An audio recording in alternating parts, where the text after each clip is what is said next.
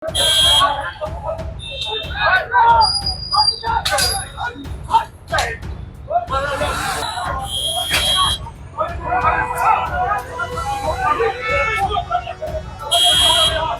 में नहीं डर रहे हैं, ये बात आगे क्या कर दोगे?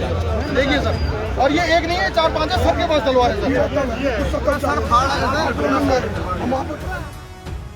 चमोली जिले के कर्णप्रयाग में हेमकुंड साहिब यात्रा से लौट रहे श्रद्धालुओं और स्थानीय लोगों के बीच विवाद हिंसक झड़प में बदल गया। मंगलवार सुबह कर्णप्रयाग बाजार में किसी बात को लेकर दोनों पक्षों के बीच कहासुनी हुई, जो देखते देखते मारपीट तक पहुंच गई। जानकारी के अनुसार हेमकुंड साहिब से लौट रहे सिख समुदाय के कुछ श्रद्धालुओं और स्थानीय लोगों के बीच विवाद इतना बढ़ गया कि धारदार हथियारों का इस्तेमाल होने लगा। घटना में कई लोग घायल हुए हैं। घायलों को तत्काल अस्पताल पहुंचाया गया, जबकि होटल स्वामी की गंभीर हालत को देखते हुए उसे एयरलिफ्ट कर उच्च चिकित्सा केंद्र भेजा गया है। घटना के बाद क्षेत्र में तनाव का माहौल बन गया है। आक्रोशित स्थानीय लोगों ने चौकी परिसर और बद्रीनाथ हाईवे पर जाम लगा दिया। कुछ लोगों ने पंचकुलिया क्षेत्र में भी विरोध प्रदर्शन करते हुए सड़क जाम कर दी, जिससे यात्रियों को भारी परेशानी का सामना करना पड़ा।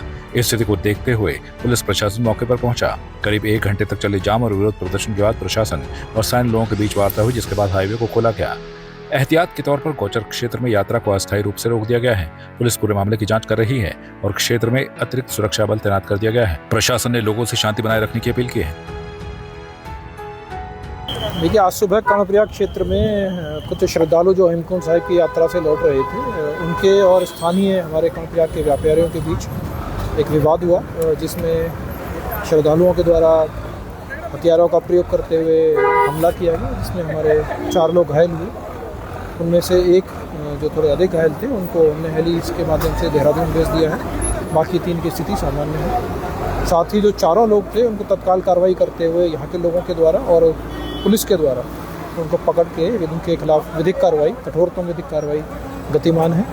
और जो ट्रैफिक बाधित की घटना हुई थी, उसमें मेरे और एसपी साहब के द्वारा लोगों के साथ वार्ता की गई, उनके आक्रोश को सुना गया और उसमें कठोरतम कार्रवाई उन व्यक्तियों के खिलाफ करने का आश्वासन दिया गया जिन्होंने ये घटना की है, और उसके उपरांत ये ट्रैफिक की बाधा समाप्त हो गई है। मुख्यमंत्री पुष्कर सिंह धामी ने जनपद पौड़ी गढ़वाल के दौरे के दौरान श्रीनगर रोड स्थित नवनिर्मित विज्ञान संग्रहालय का लोकार्पण किया और रामलीला मैदान में आयोजित जय कंडोलिया पौड़ी महोत्सव का दीप प्रज्वलित कर शुभारंभ किया। इस मौके पर मुख्यमंत्री ने जनपद के विकास के लिए कुल 110.55 करोड़ रुपए की लागत से 19 विकास योजनाओं की सौगात दी। इनमें 14 योजनाओं का शिलान्यास और 5 योजनाओं का लोकार्पण शामिल है। मुख्यमंत्री ने कहा कि सरकार प्रदेश के संतुलित और समग्र विकास के लिए निरंतर कार्य कर रही है। बहुत बड़ा महोत्सव है। इस महोत्सव के माध्यम से हमारे सभी लोक कलाकारों को भी आगे बढ़ने का अवसर मिलता है, हमारे बच्चों को भी आगे जाने का अवसर मिलता है, हमारी विरासत भी आगे बढ़ती है। और हमारे प्रधानमंत्री जी जो कहते हैं विकास के साथ साथ विरासत के साथ साथ विकास, उसको भी उस मंत्र को भी ये साक्षात रूप से धरातल पर उतारने का काम करता है। और इससे निश्चित रूप से अन्य जो हमारे यहाँ की अन्य गतिविधियाँ हैं, उन गतिविधियों को लोगों को भी जो है इसमें सहभाग करने का अवसर मिलता है। इसीलिए हमने कहा है कि आने वाले वर्षों में ये महोत्सव और भव्य तरीके से हो। पौड़ी नगर पालिका इसका आयोजन सरकारी महोत्सव के रूप में इसको आगे बढ़ाया जाएगा। कहा है कि आज जी, मुख्यमंत्री जी का आज जय कंडोलिया पौड़ी महोत्सव में उद्घाटन समारोह में उन्होंने शिरकत की। काफ़ी टाइम से उनका लंबित चल रहा था, 2 बार पहले भी शरदोत्सव में भी वो आना चाह रहे थे, लेकिन मौसम की वजह से नहीं आ पाए। इससे पहले कंडोलिया महोत्सव में आना चाह रहे थे, लेकिन कुछ ऐसा लास्ट मोमेंट पे काम पड़ गया कि वो नहीं आ पाए। लेकिन बहरहाल आज आए हैं और बहुत अच्छा माहौल रहा। सब में बहुत ज़्यादा सकारात्मक थी, बहुत ऊर्जा भरी भी है सब लोगों में। और उन्होंने जिस पर्पज़ के लिए मेन हमने उनको यहाँ पे बुलाया था कि जो हमारे जय कंडोलिया पौड़ी महोत्सव है, उसको आप राजकीय स्तर का एक जो मेला है उसको घोषित कीजिए, तो उन्होंने उसकी घोषणा भी की है। उसके लिए हम बहुत धन्यवाद करते हैं उनका। और भी कई चीज़ें हैं जो कि मैंने एक मांग पत्र उनको सौंपा है, 3-4 चीज़ें जो पौड़ी के लिए हैं, जो बहुत ज़रूरी है, उसके लिए मांग पत्र मैंने उनको सौंपा हुआ है। तो उन्होंने उसके लिए भी हमको आशान्वित किया है कि हाँ, मैं सकारात्मक है उनका रुख कि मैं इसके लिए काम करूँगा। जी, उन्होंने एक साइंस म्यूज़ियम का भी उद्घाटन किया, जो कि हमारे पौड़ी के बच्चों के लिए बहुत अच्छी चीज़ है। जो यहाँ पे आएंगे, बच्चे आएंगे, देखेंगे, वहाँ पे अलग अलग तरह के इंस्ट्रूमेंट्स लगाए गए हैं। खटीमा स्थित स्लॉटर हाउस के टेंडर को लेकर स्थानीय लोगों ने गंभीर अनियमितताओं के आरोप लगाए हैं। लोगों का कहना है कि टेंडर उत्तराखंड से बाहर के एक ठेकेदार को दिया गया है, जिससे स्थानीय व्यापारियों और उपभोक्ताओं को नुकसान होगा। स्थानीय लोगों के अनुसार यदि बाहरी ठेकेदार को संचालन की जिम्मेदारी दी जाती है तो उत्पादित मांस का बड़ा हिस्सा प्रदेश से बाहर भेजा जाएगा और स्थानीय बाजार में उपलब्धता कम हो जाएगी। उनका दावा है कि पिछले वर्ष मांस की कीमत 250 रुपए प्रति किलो थी, जबकि अब इसके 360 रुपए प्रति किलो तक पहुंचने की आशंका है। लोगों ने मांग की है कि वर्तमान टेंडर प्रक्रिया को निरस्त कर नई निविदा जारी की जाए। जैसे कि अभी कुछ दिन पहले जैसे कि पूर्व में हमारे यहाँ जब मीट बिकता था तो 240-250 रुपए का रेट हुआ करता था।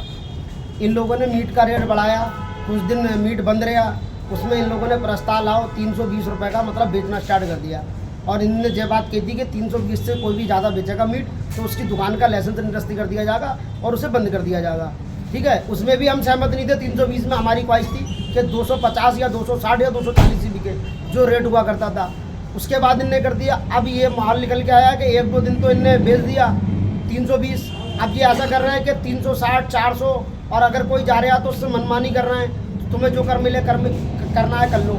अब इनकी ये ऐसे बयान आ रहा व्यापारियों पे। हमारी ख्वाहिश ये है, हमें मीट की ज़रूरत नहीं है, ठीक है, ना कटे मीट, लेकिन मीट 240 बिके, गरीब आदमी खाएगा क्या? मेन समस्या गरीब आदमियों की है, गरीब लोगों की समस्या सबसे ज़्यादा है। हमारे यहाँ 80% लोग लेबर कास्ट के लोग हैं जो बेचारे लेबरी करके रोज़ की मजदूरी करके अपना घर पालते हैं। ने आज एक ज्ञापन दिया है जिसमें उनकी मुख्य शिकायत है कि जो मीट है वो जो स्लॉटर हाउस के माध्यम से जो मिल रहा है वो काफ़ी महंगा है।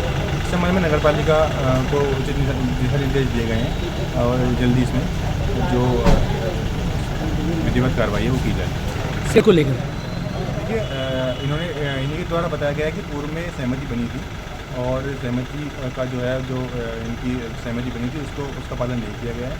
तो जो भी इसमें है पुनः नगर पालिका को निर्देशित किया गया है कि पूर्व की बात जो इसमें उचित कार्रवाई है वो। कैंचीधाम के स्थापना दिवस के मौके पर बेरीनाग तहसील से 15 किलोमीटर दूर अल्मोड़ा हल्द्वानी मोटर मार्ग स्थित श्री नीम करौली गुप्तेश्वर मंदिर में श्रद्धा और भक्ति का अद्भुत संगम देखने को मिला। सुबह 5 बजे से ही मंदिर में पूजा अर्चना के लिए श्रद्धालुओं की लंबी कतारें लगनी शुरू हो गई थीं। दूर दराज क्षेत्रों से बड़ी संख्या में पहुंचे भक्तों ने घंटों लाइन में लगकर बाबा नीम करौली महाराज के दर्शन किए और प्रसाद ग्रहण किया।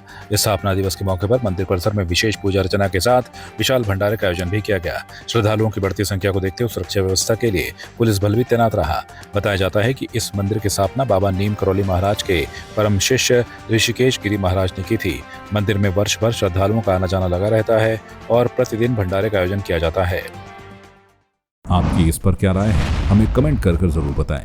इसके साथ ही आप हमारे YouTube चैनल को सब्सक्राइब कीजिए। आप हमें Facebook, Instagram, Twitter पर फॉलो भी कर सकते हैं और संवाद 365 के साथ एक क्लिक में जुड़ने के लिए डाउनलोड कीजिए संवाद 365 ऐप।